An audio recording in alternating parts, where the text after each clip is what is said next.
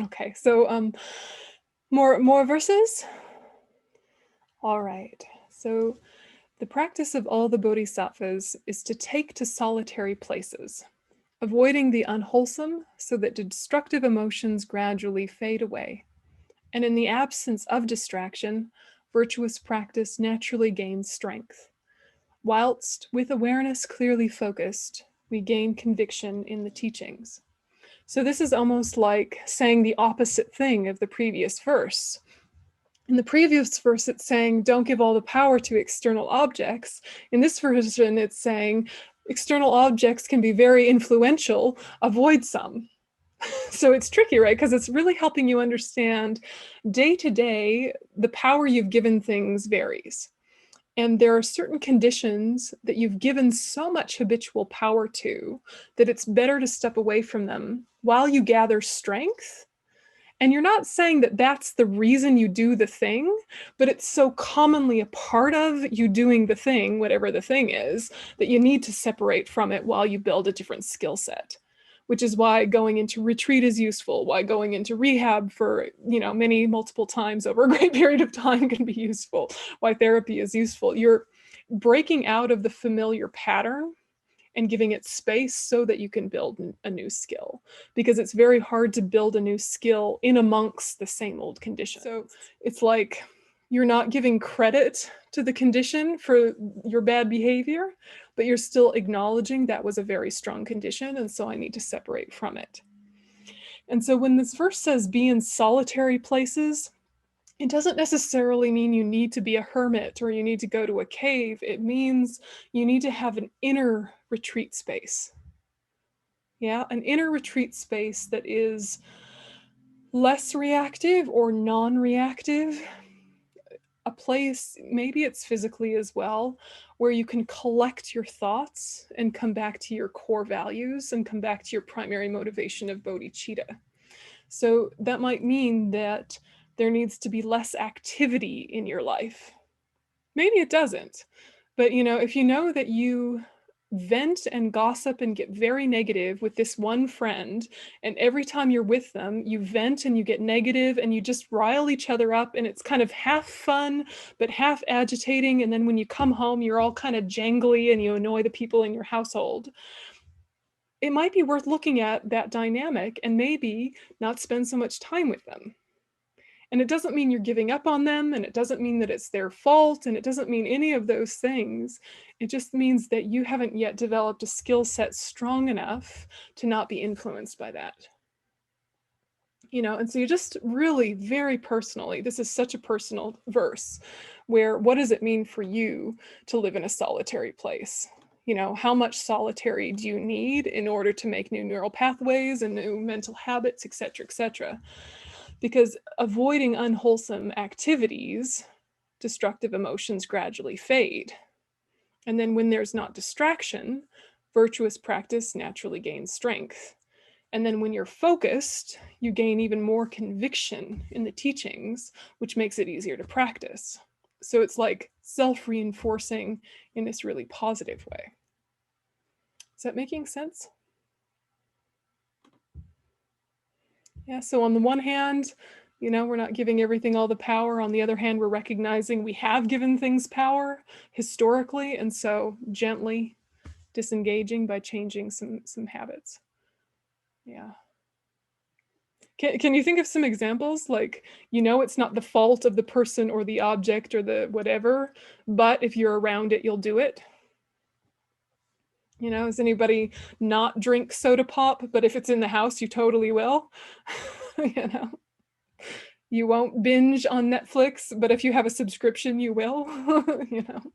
Whatever it is, it's like, if it's there, you'll do the thing, and it's the very thing that you'll regret. So don't be around the thing.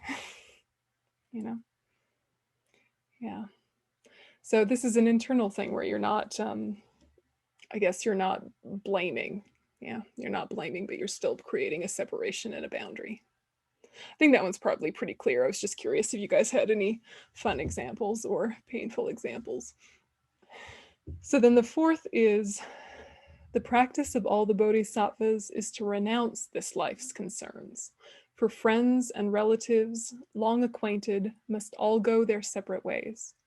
Wealth and prized possessions, painstakingly acquired, must all be left behind. And consciousness, the guest who lodges in the body, must in time depart. So this is the verse on impermanence. And impermanence is not good news or bad news, but remembering it can prevent both grief and attachment. When you know that things are going to change, you don't have that same shock and disappointment. And, to renounce this life's concerns, it doesn't mean that you don't have any goals or ambitions. It's just that you're not thinking that that's the be all and end all. So what's an example of that? To renounce life's concerns while still having some goals and plans. Like there might be something that you're thinking about that's really worthwhile and you do want to do it, but it's very much of this one life and it's very worldly. Is there a way you can still have that as a goal, but turn it into a spiritual path or have it conditioned or imbued with bodhicitta? For example, you want to write the great American novel and you're writing and writing and writing, and it takes up a huge amount of your time. And then you think, oh, wow, this is just about this life, and this is about some sort of ego legacy. I want people to think about me and know who I was after I die. And it's this whole ego trip. But I still kind of want to do it because I've got ideas to share and I've got things that can help connect people and entertainment, and I can help them take the edge off samsara for a minute. Is it so bad? I want to write my book. Say it's something like that.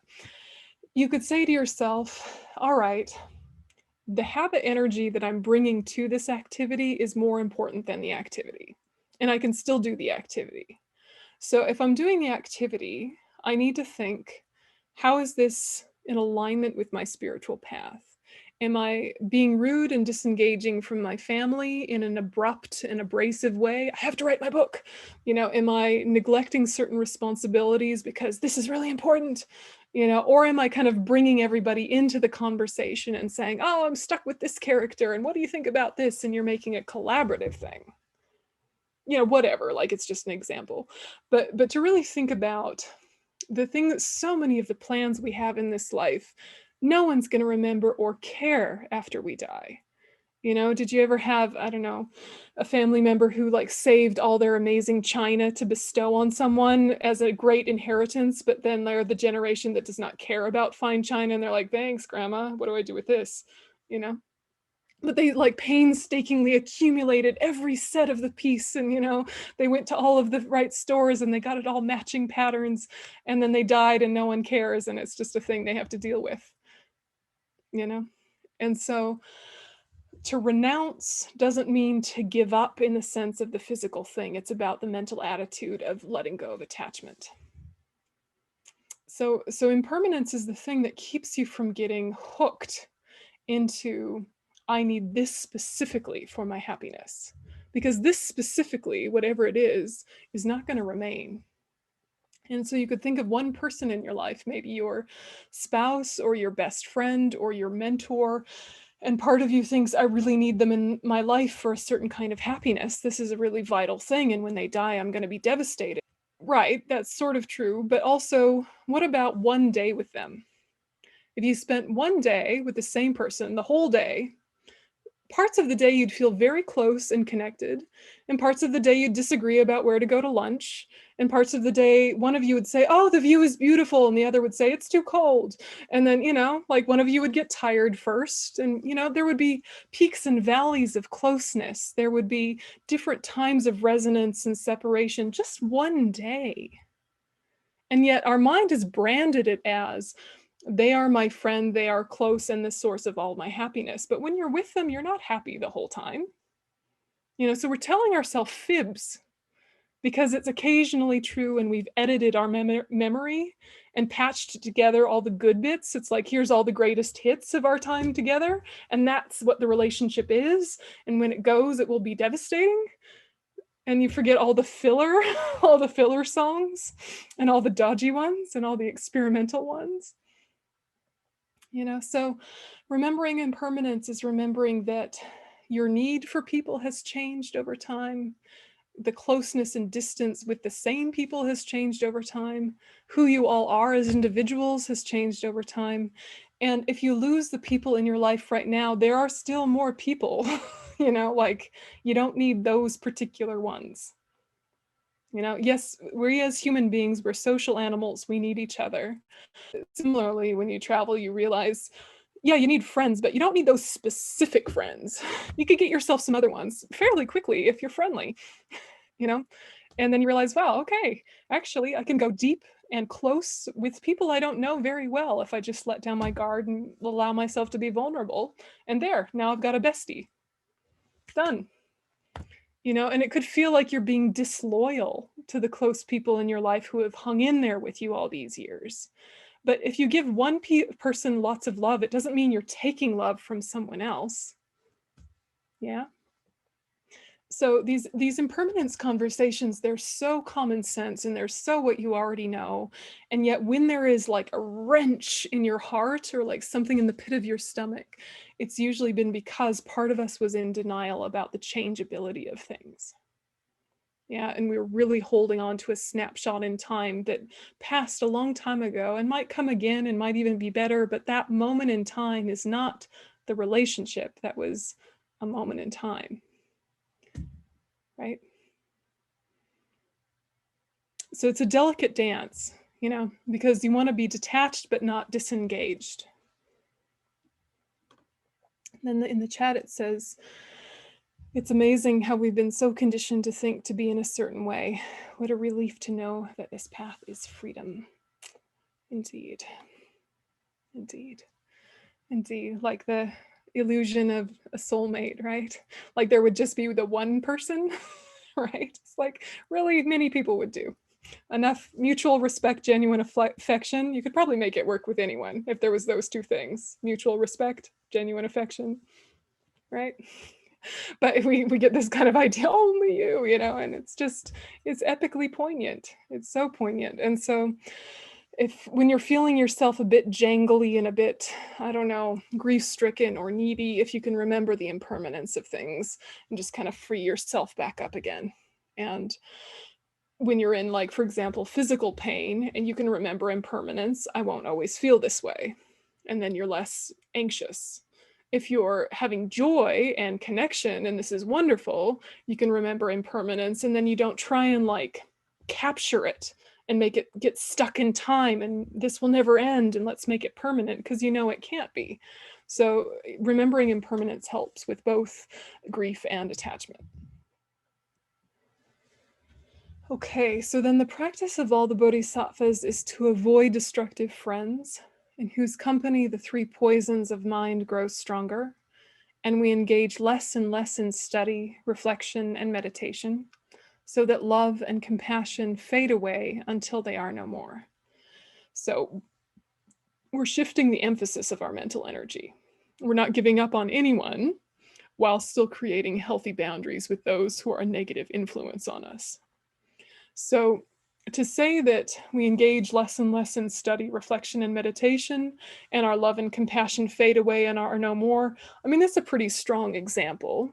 But I think that we do know what it is to be surrounded by people whose priorities are very different.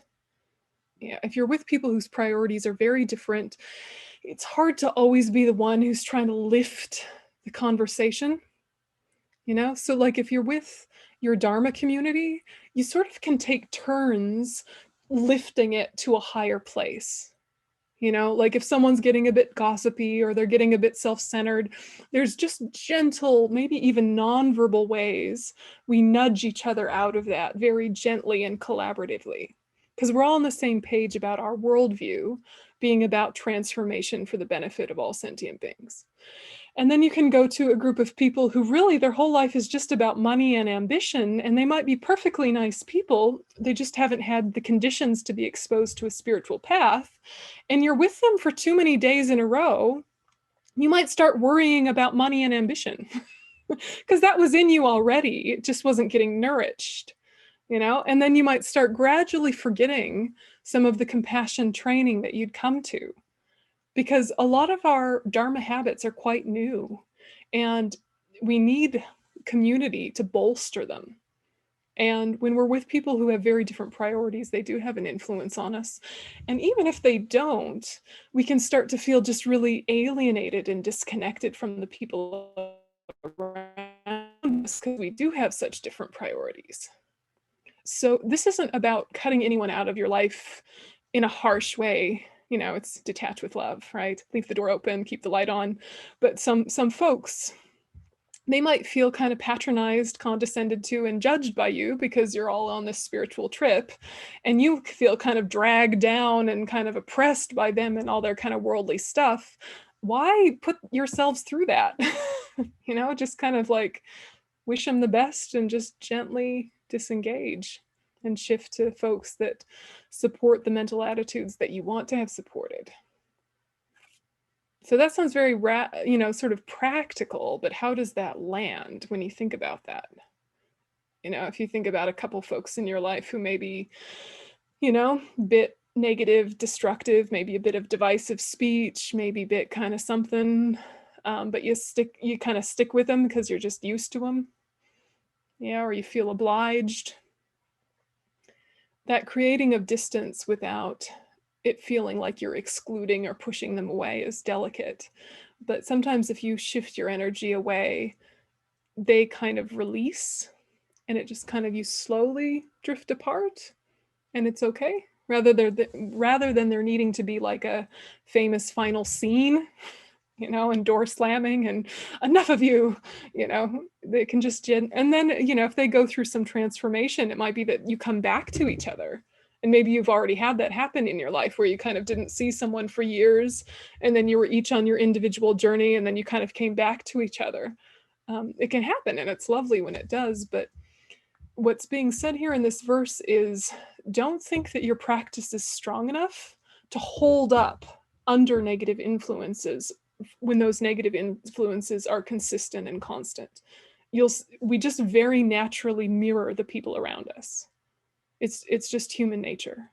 And so be around people who are going to lift you. Do you have kind of, I don't know, any grumbly thoughts about that, or kind of sad thoughts about that? Or is it just feel like, yay, I'm going to leave them, okay, bye? I struggle with that because I struggle with the difference. You know, the notion of using my mind to be of benefit to other people is very natural. Where I don't know if I'm pursuing bodhicitta or just breathtaking codependence, and it's like often, you know, very similar. So there's a real sense of the people that need the most help, especially as somebody who's a sober person, especially as somebody that's gone through a number of painful things. I relate to what's happening, and people didn't abandon me, you know, so Yeah. there's like real tension there between, is this healthy or just really unproductive, that I struggle with in a Buddhist context. Yeah, for sure. And I'm guessing you already kind of know the answer, you know, like, you know, that probably going into a certain, you know, I don't know, a bar or something is going to be too much, but being with one other addict when you're feeling grounded is probably fine. You know, if you're in the kind of, I don't know, sponsorship role or mentorship role, and you've decided and agreed upon that, and you feel grounded and stable in that, having a few tough cookies in your life is good for us. But if you're surrounded by them, then you'll just become like them. You know, so it's kind of like just knowing your own strength, you know, and kind of knowing what your own strength is on a weekday, rather than kind of making your choices and your commitments based on how you are at your best. You know, make your choices and your commitments based on your worst day, then you can consistently keep it up and not just give up on someone and say, sorry, this is getting too much, you know. And sometimes it's a little embarrassing about how little we can cope with, but consistency is really a lot more important than a huge effort and then nothing. You know. And so sustainable support, how many people can we sustainably support given our level? That's a question we just have to answer as an individual. You know, it's like For me, you know, there's a very few people who are actually my students, who we have had that discussion. You know, they've asked, I've asked, we've sussed each other out for 5 or 6 or 7 or 8 years, and it's like formalized. And I kind of only take as many as I know I can look after, and everybody else is just Dharma friends, but we don't have that kind of, you know, commitment to each other. And you know, whereas someone like His Holiness can say, you 10,000 people in a crowd, many of whom I will never meet, you are now my students, done. You know, because his mind can do that, and he can hold all of us. And if you've never even met him, but you've been in an empowerment with him, you can think very strongly, Your Holiness, I would like some more guidance on this and this and this, and probably something will come, you know? So it's like, it's just kind of knowing your strength and knowing, you know, you're gradually expanding it. But if you overdo it, there'll be a backlash. You know, and then there'll be resentment about the very commitments you voluntarily took on, and you'll resent them even though it was your choice, you know, and all that whole dance. And then there's a question with, let's see, an aversion to ignorance. During the meditation, I felt more connected to my own attachment, to finding other solutions for them, defining what their happiness should be. Is that what I should be detaching from? Yeah, I'm gonna say yeah. I'm gonna say yeah. But I mean, it's a wonderful thing to know, because sometimes, you know, we're sort of like detaching, but then we still want to give them solutions, but we're, you know, kind of back and forth. And the most empowering thing is for people to come to their own solutions. But that doesn't mean you just throw them to the wolves. It means that you create the best atmosphere for them to come to their own solutions. You know, so if a little bit of talking, a little bit of idea sharing, but kind of less is more. If you think to yourself, when have I actually taken someone else's advice? You as an individual, when have you actually taken on board what somebody said? You were usually 90% there yourself, and you just needed them for that extra 10%.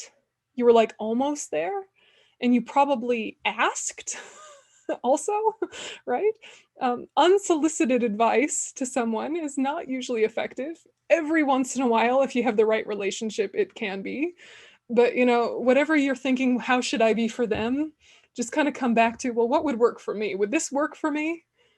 It's like, just because someone says something brilliant and accurate and empathic doesn't mean they're going to hear it. You know, you're like, if I just say it right, well, it's not about how well you said it.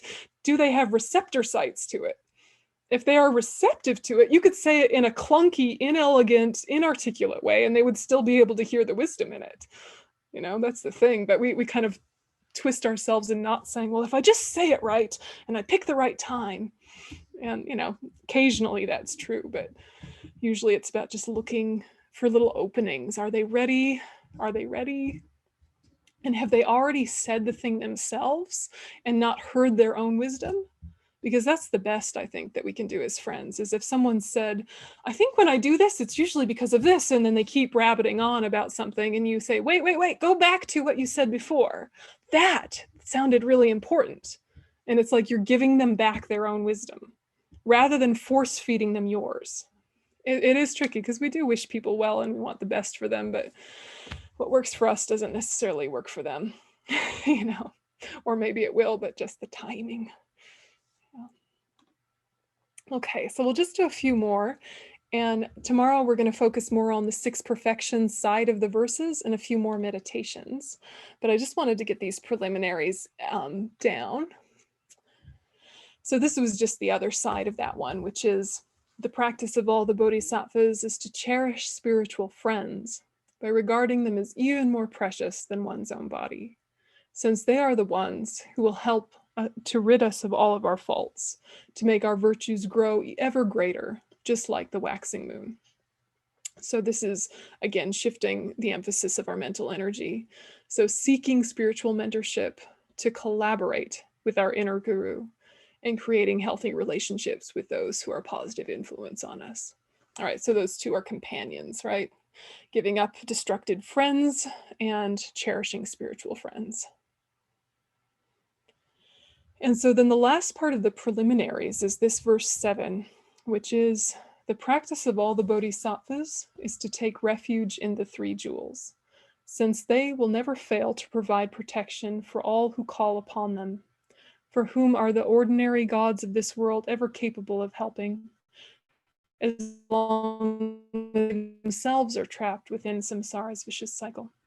So it's saying, don't rely upon worldly gods or ordinary people when they themselves are trapped. Rely on the three jewels because they have freed themselves from samsara. So the three jewels, of course, are Buddha, Dharma, and Sangha, which we think of as doctor, nurse, medicine.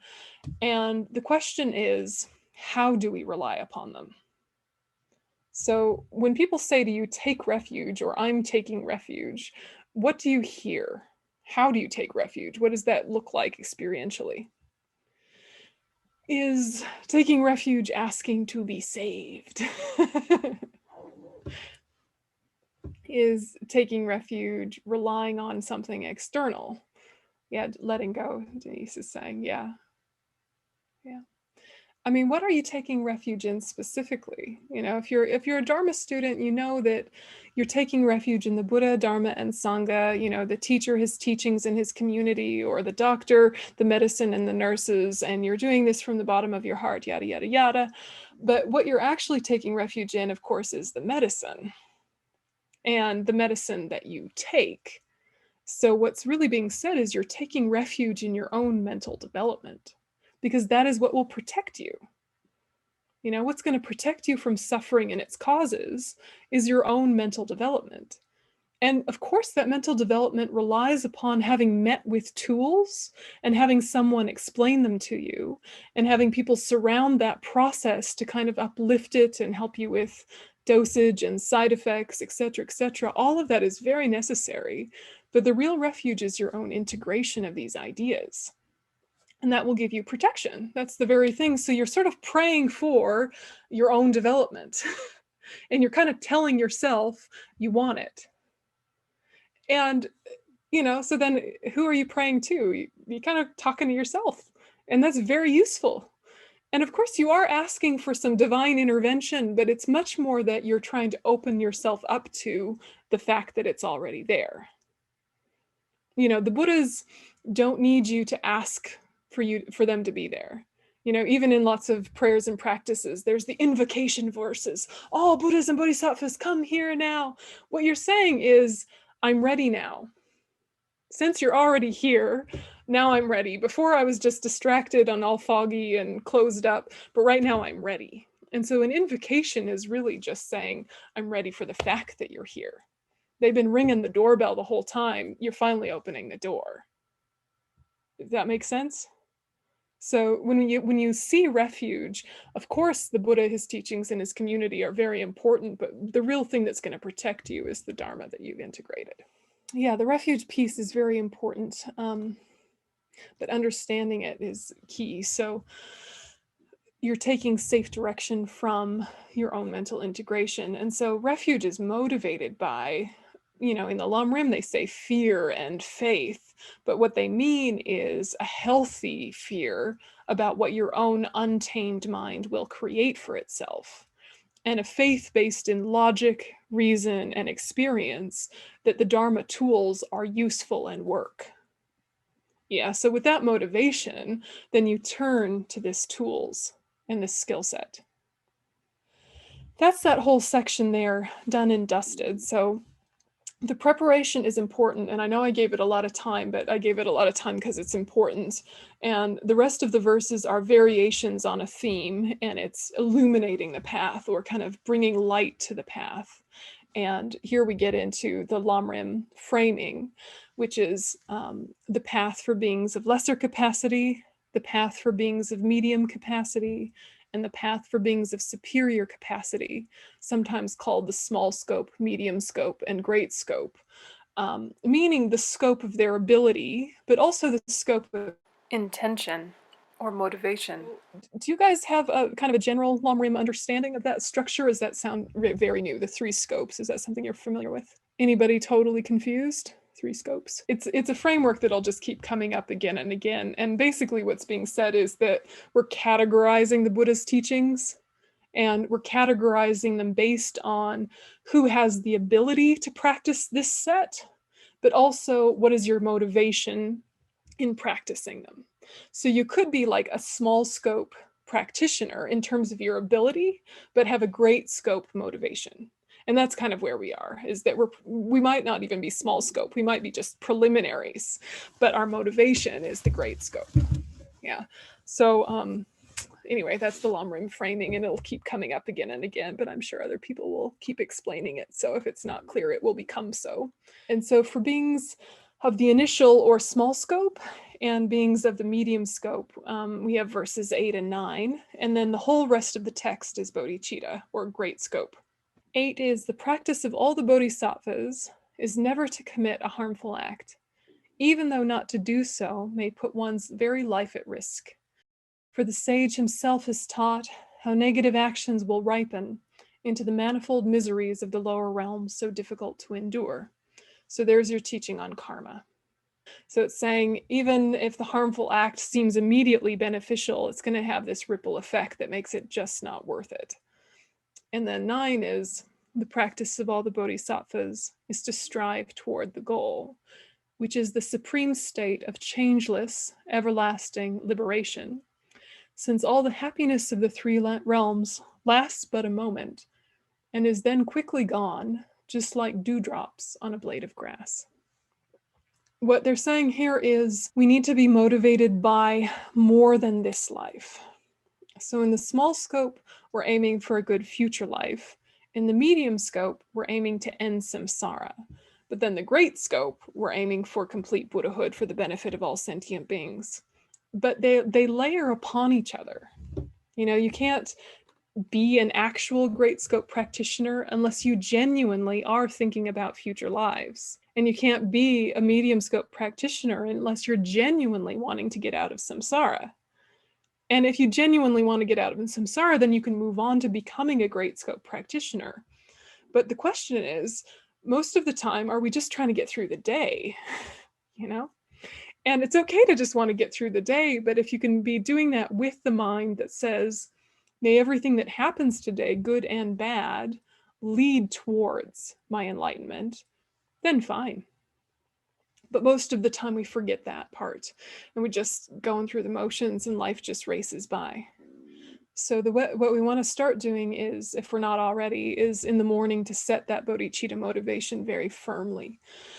Even if you're still in bed, even if you're all cozy under the blankies, even if it's the middle of winter and there's snow outside, if you're just all cozied up, you know, and you think the purpose of my life is, and then you're like, to hit the snooze button, no, to work for the welfare of all sentient beings, right?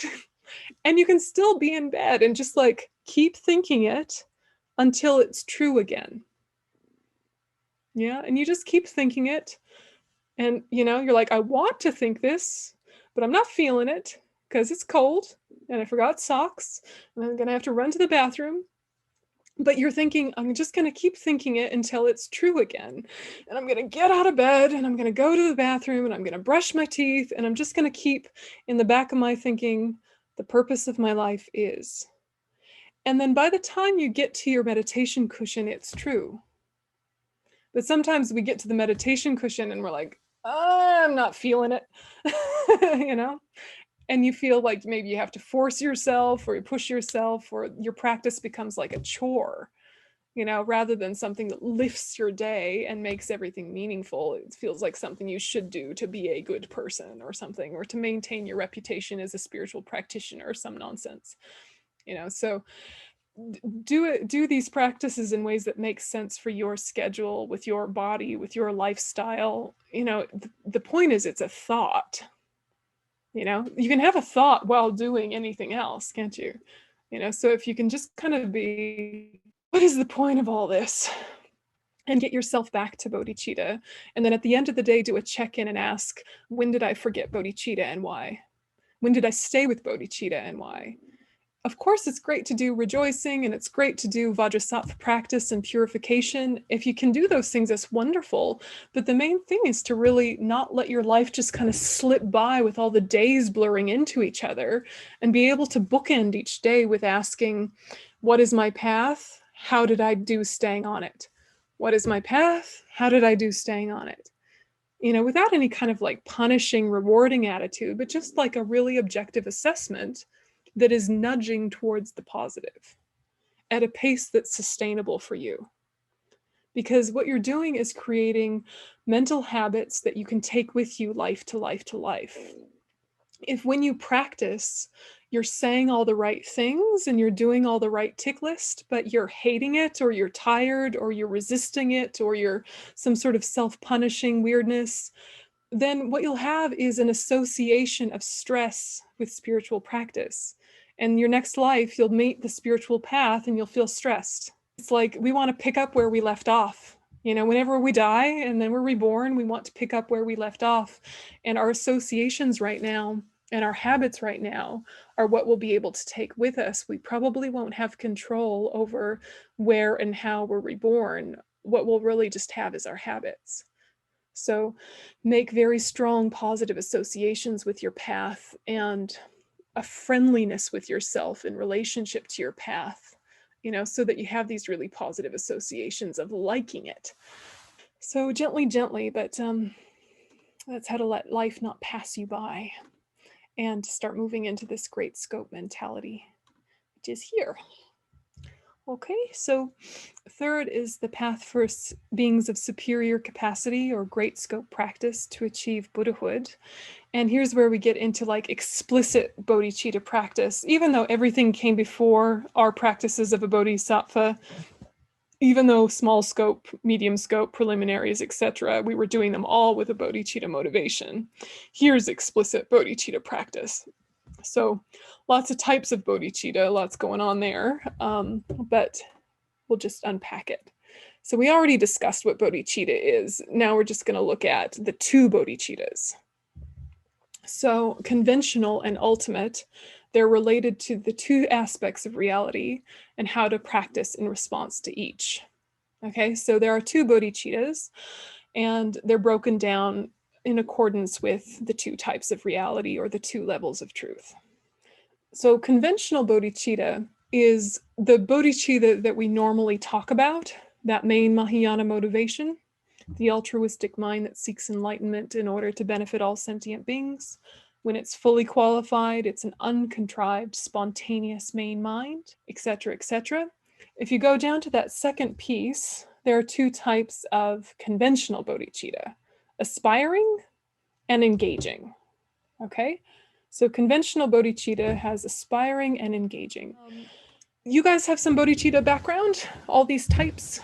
If you studied Guide to a Bodhisattva's Way of Life, you're aware of aspiring and engaging bodhicitta as being like the difference between the wish to go and actually going, right?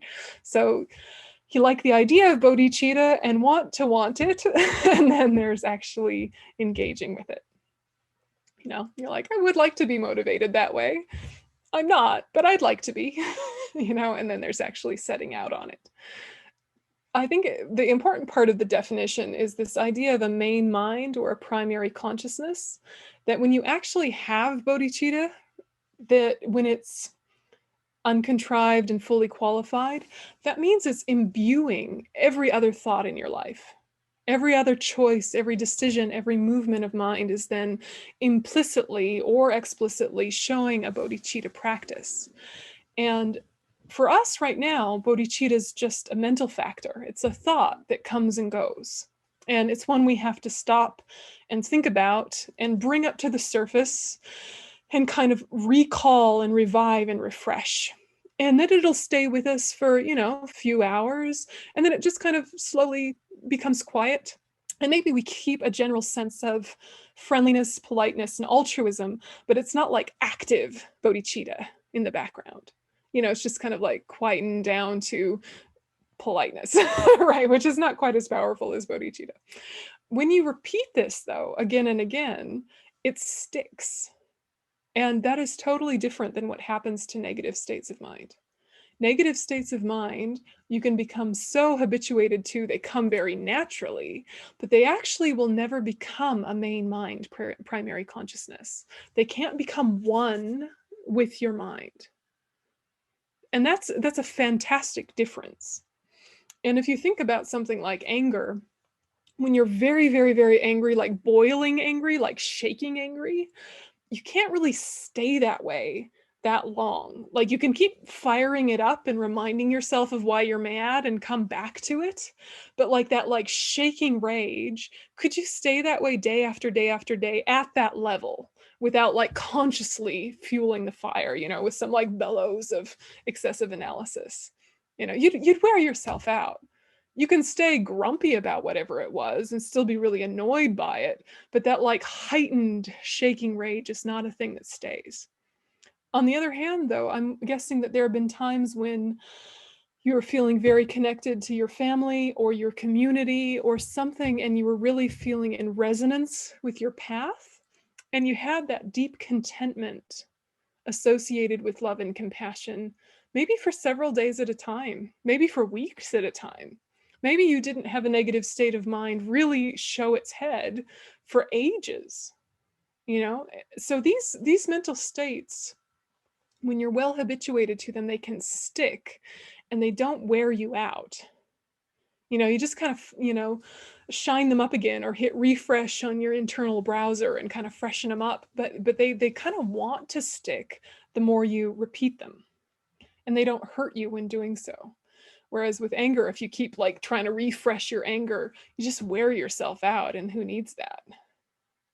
But anyway, so bodhicitta is the sort of thing that if we accustom ourselves to it, it can just be our natural way of being.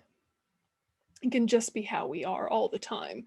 Living your life normal, living your life, quote, spiritual, doing this or that, but everything is imbued with bodhicitta. And maybe you've met people who it seems like that might be the case. They have that kind of lit from within aspect to them.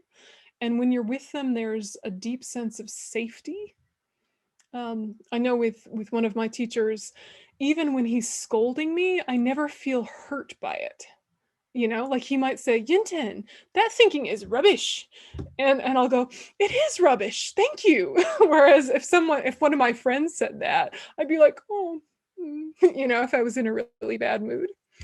And I just feel like everything he's doing is for the welfare of others. And you just feel kind of safe and held in that space. And that is a remarkable sort of being to be around, but we don't want to make it so remarkable that we don't remember that's how we will be. You know, that is our potential, and we're already moving in that direction. You know, so when you meet these kind of special people like His Holiness the Dalai Lama, see it as a representation of who you're going to be when you grow up, not a magical being totally divorced from who you are. They're just the end of a process you've already begun. You know, it's important to think of it that way. And it's why people like His Holiness say that they're just a simple monk, because they're trying to demysticize the path. It's like it is magical and mystical, but it's also very ordinary and everyday. And if you think this is for special people, then you don't try and achieve it yourself because you think, well, I'm not special. You know? So relative bodhicitta, these two types. Then we have ultimate bodhicitta, which is the perfection of wisdom, known in Sanskrit as prajnaparamita. It's the direct, unmediated realization of emptiness. It's not the direct realization of emptiness alone, rather it is the direct realization in union with bodhicitta, the aspiration to become a Buddha, etc. So in other words, ultimate bodhicitta is bodhicitta in the mind of a bodhisattva who has realized emptiness directly. So they've achieved the Mahayana path of seeing, so they have a perceptual realization of emptiness. So, you know, generally speaking, there are people who have realized emptiness who are not bodhisattvas. But when we say ultimate bodhicitta, we're talking about someone who has realized emptiness and is also a bodhisattva. So it's that bodhicitta, it's that realization in the mind of a bodhisattva. So this is the most powerful thing, because in its simplest form, what we're saying is understanding infinite dependent arising is like understanding the context behind a villain. If you understand the context behind someone, you have compassion. You don't even need to try. They don't even have to stop being awful. Compassion comes naturally when you understand the context of this suffering happened and this historical thing happened and this happened. And if you don't have compassion, you probably don't have enough context. I'm sure there's people in your life who have behaved very badly, and then you found out that they were going through something horrible, and you forgave them, and you weren't angry at them anymore. But they continued to behave badly. But it didn't get you. It didn't hook you. So ultimate bodhicitta is saying, absolutely everything makes sense given its context. Everything will make sense when you understand emptiness. Things don't make sense because we don't understand emptiness. We're missing the point, which is that everything is missing inherence because it dependently arises. Nothing is standing alone. And so if you're wanting to be of benefit to all sentient beings, it's much easier if you understand reality. You know, you're not trying to like squeeze yourself into, oh, I should really be patient with them. I'm sure they're going through something. You know, you're squeezing yourself into it. If you understand emptiness, there's no squeezing. You're just like, of course, I'm not going to react to that. I get how that happened. And you still might take actions to correct injustice, but it's not coming at all from your own anger. So emptiness is like the space of infinite possibility, but the reason why things are empty is because they dependently arise, and that is very accessible, and we already understand how to do that. We've done it already, we just didn't label it that way. So the easiest way to understand emptiness is to meditate on the fact of dependent arising and to see everything impermanent relies on causes and conditions. Everything impermanent and permanent relies on parts and context and a mind's imputation on a valid basis. Nothing is independently arisen out of nowhere, right? There's no causeless thing, you know? And so knowing that, then you kind of release and relax and forgive and drop the drama. So ultimate bodhicitta is very powerful. Understanding emptiness, of course, is powerful even before it's a realization. But when you combine it with bodhicitta, it's like an atom bomb for all your delusions. Tonight, your homework, should you choose to accept it, is just to read all of the verses once and to really think about them. We'll do some dedication.